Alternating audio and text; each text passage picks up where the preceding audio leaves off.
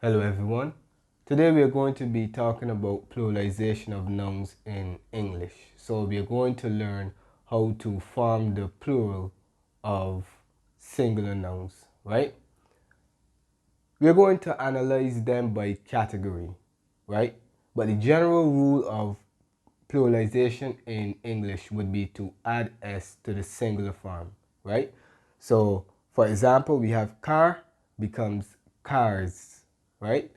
House becomes houses. So obviously those are regular verbs, right? So that's a general rule. To form the plural in English, we add s to the singular form. But there are numerous exceptions, and we're going to see all of these exceptions right now. So the first exception would be es, right? So certain nouns end in es rather than s. So let's see.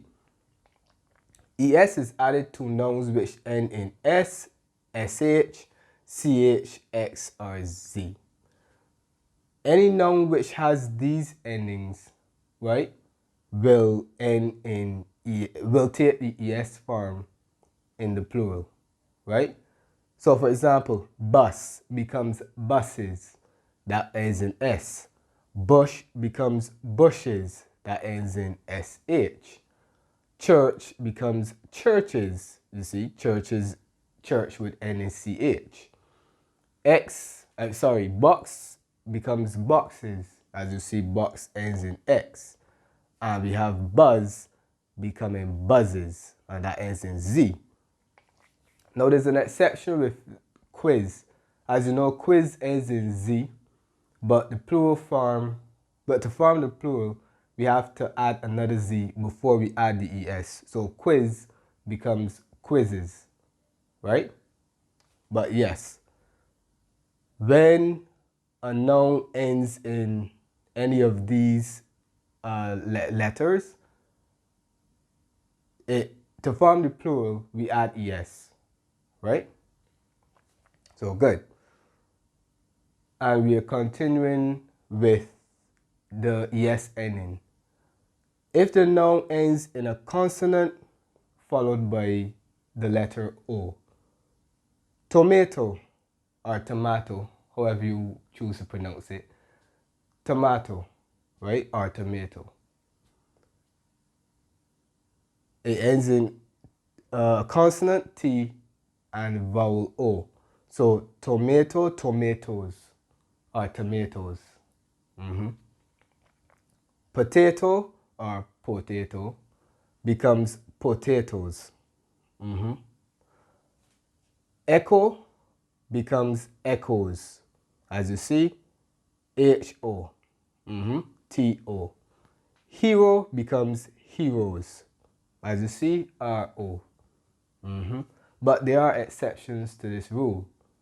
Piano would be pianos, and photo would be photos. And as you see, piano ends in N-O, and photo ends in T-O. Right? So those are some exceptions to that rule. So these two scenarios would be the rule for the es ending. We add es to a singular noun if it ends in s, sh, ch, x, or z, and if the noun ends in a consonant followed by o. So those are the two scenarios in which the es form will be added to form the plural. Okay? So moving along. We have ves. If the noun ends in f or fe, the f or fe is removed and ves is added. Okay? So we have life that ends in fe. So the fe is removed and we place the suffix ves. So lives. Wife, that ends in fe, so it becomes wives. Leaf becomes leaves. That ends in f, right? But once again, there are some exceptions to this rule. because belief ends in F, but it takes an S. And we have beliefs, and cliff becomes cliffs, right? So as you would see thus far, there's some general guidelines that you can use to help you formulate the plural, right? But with many of these rules, there are exceptions. So the most practical advice would be to familiarize yourself with as many nouns as possible so that you would always know, okay, that noun is pluralized by placing an S, or, well, placing ES. Because there are many exceptions to these rules, right? And you'll also notice that when we get to the second part, which would obviously be a continuation of the breakdown, right? So let us continue.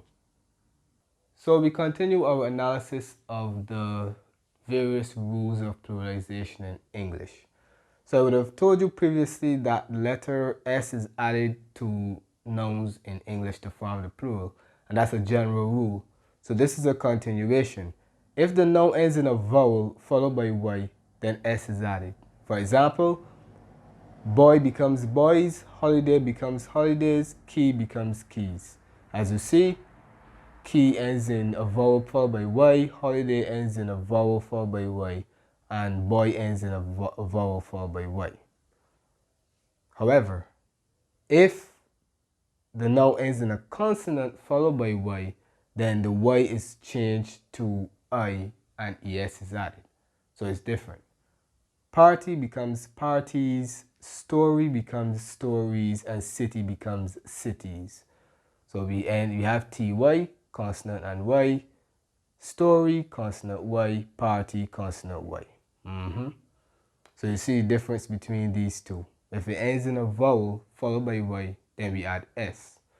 And if it ends in a consonant followed by Y, the Y changes to I, and then we add ES, right?